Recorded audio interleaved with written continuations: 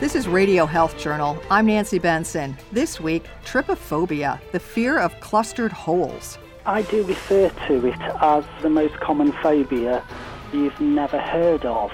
It sounds strange, but 15% of people may be afflicted. We'll tell you how when Radio Health Journal returns. I'm Reed Pence, the producer and host of Radio Health Journal. If you like listening to Radio Health Journal, you'll also like our sister show, Viewpoints, which covers a wide array of topics, from education to history to the environment. Here's a preview of what they're covering this week on Viewpoints. This week on Viewpoints. It's just beginning. Whatever growth the hard seltzer category has had this far, I think that there's that much growth still ahead. The canned spiked seltzer craze this summer could change the beverage aisle forever. Then, I would rather have my teenagers learn about something difficult in a book than on the internet. Raising a reader in today's digital world. I'm Marty Peterson. and I'm Gary Price. These stories in depth this week on your public affairs magazine, Viewpoints. Listen to Radio Health Journal and Viewpoints on your favorite radio station, and subscribe and listen anytime on Apple Podcasts, Google Play, and Spotify. Also, follow us on Instagram and Twitter at Radio Health Journal. An estimated 20 million Americans have a phobia. Some of them are well known, like claustrophobia or arachnophobia. But you probably haven't heard of trypophobia, the fear of clustered holes such as a honeycomb pattern or the 3 camera lenses clustered together on the new iPhones. Although few people know of this phobia, and few admit to it out loud, trypophobia is surprisingly common. Up to 16% of the population suffers from it, according to Dr. Jeff Cole of the Center for Brain Science at the University of Essex. Trypophobia is an aversion of holes.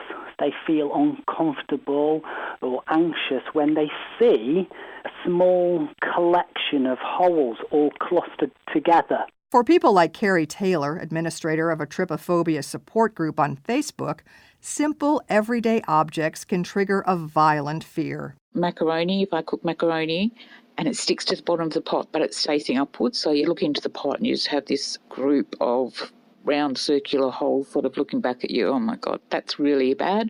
One of the interesting things about trypophobia is it can be triggered by a whole range of objects. It can be any object, as long as the object has got the critical features. So it can be clusters of holes. I mean, gosh, you could think of many examples of where you get clusters of holes. Cole says for some people, macaroni is incredibly upsetting.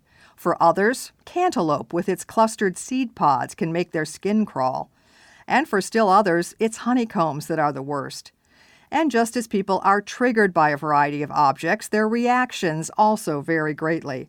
Some people simply feel a little uncomfortable, while others are completely shut down with fear. It can have a debilitating effect on some people. I do remember one time I seen a picture that I won't repeat, but I then had to go out and I sat in the car for 2 hours on my way crying because I couldn't get the image out of my head, and it's hard to explain the feeling, I guess, but it's just absolutely stays with me, makes me feel sick and disgusted and repulsed. Feelings of disgust are common reactions when those with trypophobia see a triggering image or pattern. But physical reactions are also common, according to Dr. Keith Wagner of the University of Texas Medical Branch at Galveston. People who experience trypophobia whenever they're exposed to these images often feel cutaneous sensations. They feel uneasy. People have reported it feels like their skin is crawling. People have reported that it makes them feel like they need to itch or scratch or pick their skin. Many people speculate trypophobia is an evolutionary response to disease or harmful animals. However, like many phobias, there's no confirmed cause. So it can seem completely illogical to those without the fear, and even those with it. You would feel, this can't be right, that I feel like this when I look at clusters of holes, so maybe I'll just keep this one to myself.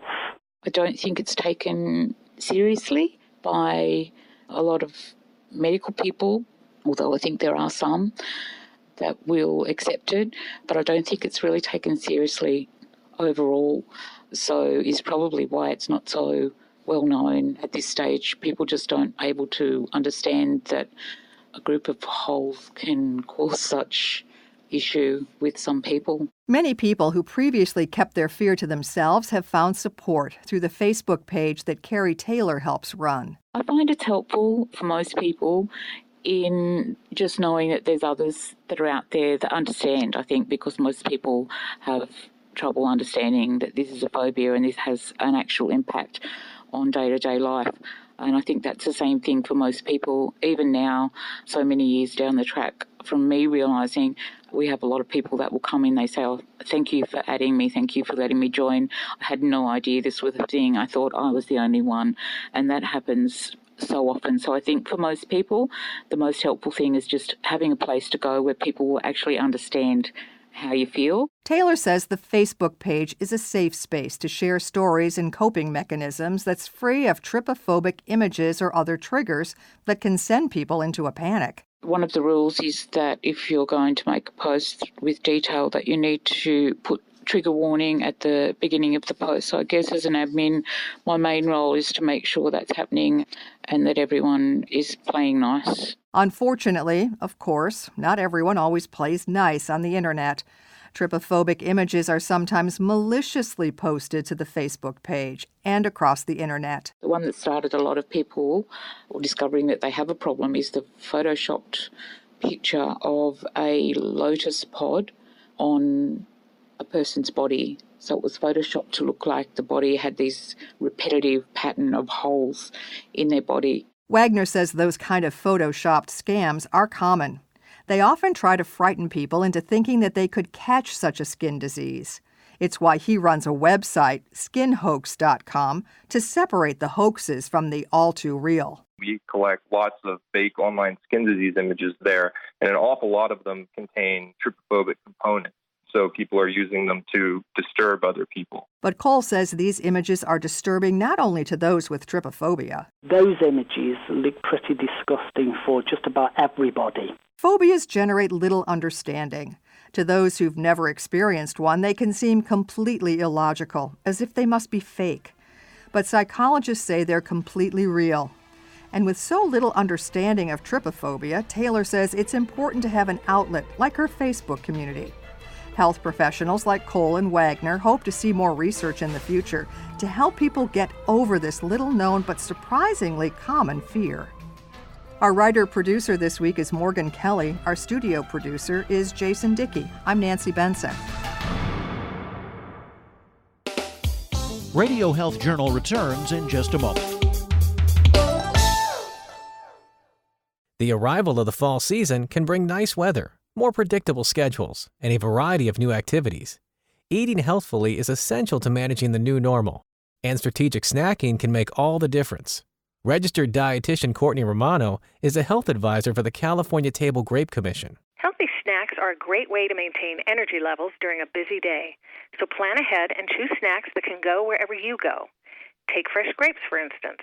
They're easy to pack, they're healthy and hydrating, and they provide energy and great taste just when you need it, whether after school, at the office, for a workout, and more. Grapes from California are in season now. Grapes of all colors, red, green, and black, are a natural source of beneficial antioxidants and other polyphenols, which research suggests contribute to a healthy heart. Visit grapesfromcalifornia.com for more grape snacking ideas. Paid non-attorney spokesperson paid for by the Sentinel Group. Attention military vets and current soldiers who served between 2002 to 2016. Have you or a loved one suffered hearing loss or tinnitus after serving or while serving in the U.S. Armed Forces? You may be entitled to compensation. 3M, the manufacturer of earplugs made for combat, recently paid the government $9.1 million to settle a False Claims Act case for knowingly selling these defective earplugs for over a decade. Specifically, the United States argued that the manufacturer knew their earplugs were too short for proper insertion insertion into users' ears and that the earplugs could loosen and therefore didn't perform properly or reduce noise the way they should have. If you or a loved one suffered hearing loss or tinnitus after serving or while serving in the U.S. Armed Forces, you need to choose the right legal team that has the experience, support staff, and resources to seek the most compensation for your injuries. Call the Sentinel Group now for more information and a free case review. Call 800-655-6458. 800-655-6458. That's 800-655-6458. What are you going to do with your old car? You can try selling it, you could junk it, or you can donate it to Heritage for the Blind. Your car will be towed away for free and your donation is tax deductible. Just call 1-800-835-1478. Heritage for the Blind accepts cars, vans, trucks, and boats. It doesn't matter if your vehicle runs or not. It will be towed away for free, and you'll be supporting those that need help. Heritage for the Blind is a nonprofit organization that helps the visually impaired live fuller lives. Call right now to donate your car, and as a special thank you, you'll receive a free 3-day vacation voucher to over 50 locations. Call Heritage for the Blind right now. Call 1-800-835-1478. Donating is easy, and your vehicle is towed away for free. Plus, you'll get a free vacation voucher for donating. Call now, 1-800-835-1478. That's 1-800-835-1478.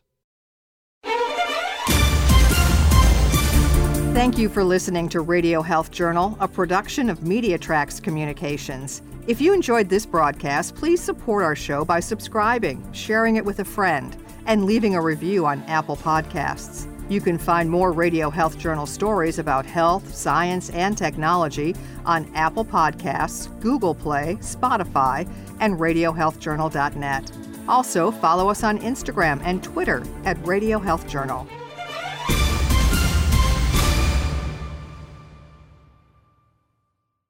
Coming up next week on Radio Health Journal. It's something to be very concerned, and I think it's an indicator that we are shifting risks that lead to poorer outcomes. Why rural hospitals are closing their maternity units. Then how kids' allergies and asthma often start with dry, cracked skin. When your skin is defective, then foods that are in the environment can come through the skin. All that and more on Radio Health Journal.